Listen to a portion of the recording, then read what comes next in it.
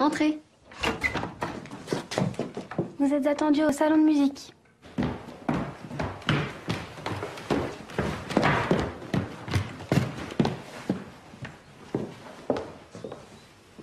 Bonjour, mon père. Bonjour, Suzanne. Que penses-tu de cette situation, Suzanne? De laquelle? Celle d'une grande fille enfermée dans sa chambre. Tu sais bien que ça ne peut pas durer. Que propose-t-on pour que cela change? Ta mère attend de toi une conduite raisonnable. La seule conduite raisonnable pour elle, c'est que je reste cloîtrée dans ma chambre ou dans un couvent. Ce n'est pas dans ces conditions que je pourrais rencontrer quelqu'un.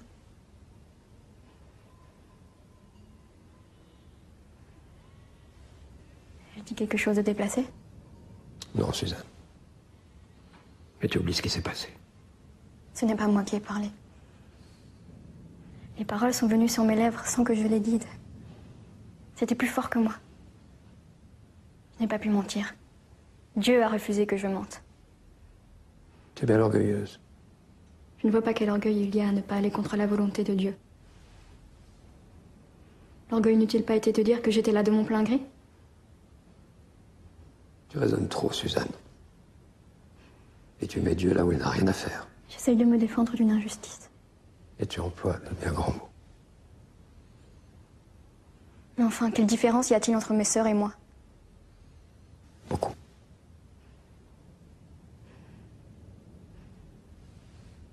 C'est beaucoup.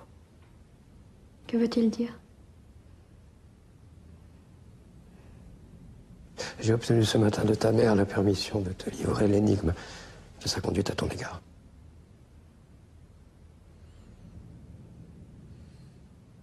Tu n'es pas la fille de Monsieur Simonin.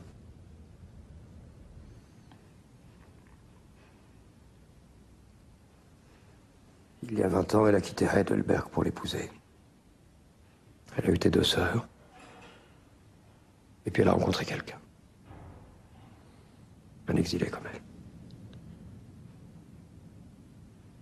Tu es le fruit de cette rencontre.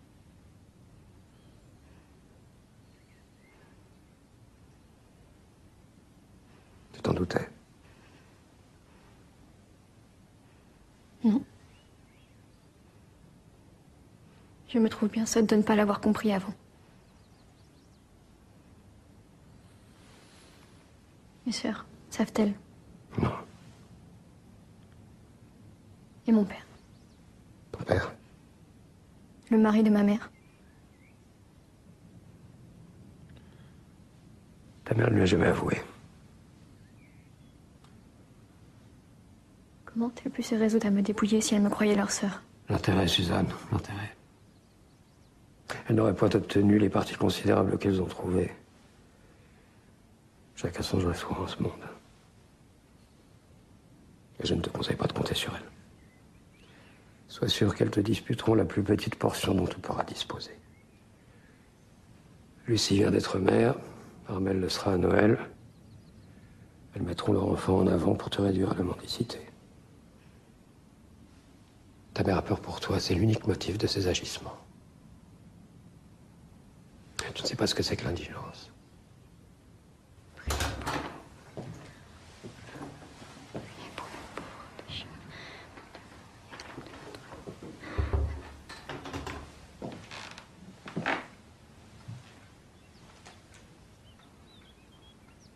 Viens t'asseoir.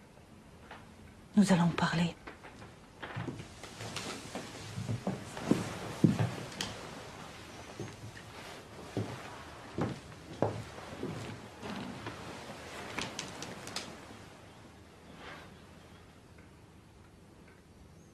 Tu sais à présent qui tu es. Je croyais que tu l'avais deviné. Non. Qu'en penses-tu? Je comprends que vous ne m'aimiez pas. Qui t'a dit que je ne t'aimais pas?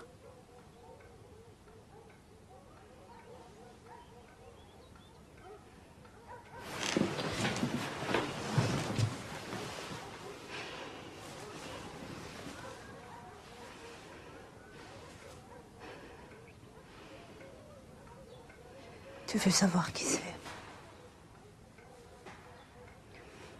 Un homme séduisant et cultivé. Riche, très riche.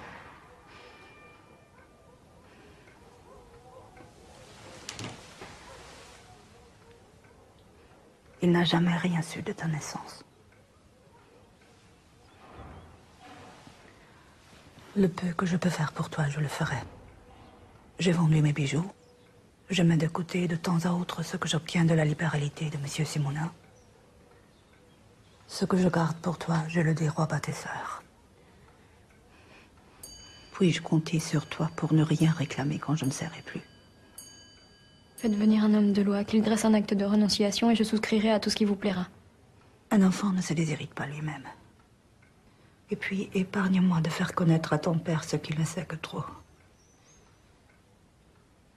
Le mal est-il sans ressources? Ne peut-on y remédier? Je suis pourtant prête à accepter le mari qu'on me donnera. Comme vous, un mari que je n'aimerais pas. C'est cruel. Tu ressembles tellement à ton père. Je le vois toujours entre toi et moi. Où est-il? Ça ne te servira à rien de savoir. Si. Je ne le sais pas moi-même.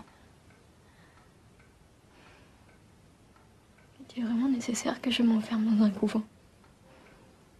Votre naissance est la seule faute que j'ai commise. Aide-moi à l'expier.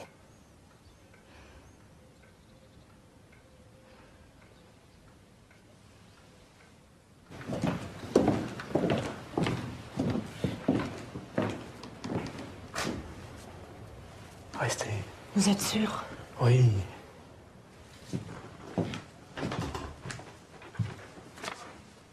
Suzanne, reconnaissez-vous ce billet? Oui, monsieur. Avez-vous écrit librement? Oui. Je ne saurais dire que oui.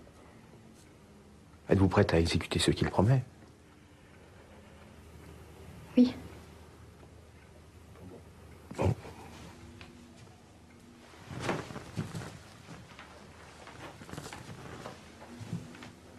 Avez-vous une prédilection pour un couvent? Aucune. Ils me sont indifférents.